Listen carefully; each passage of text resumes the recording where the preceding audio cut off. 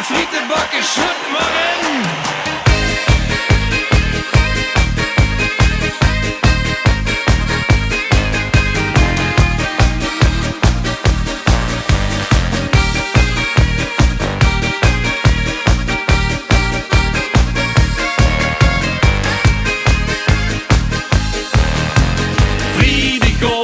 Vergund op stap, verpakken ostie en beer, ried op de dag.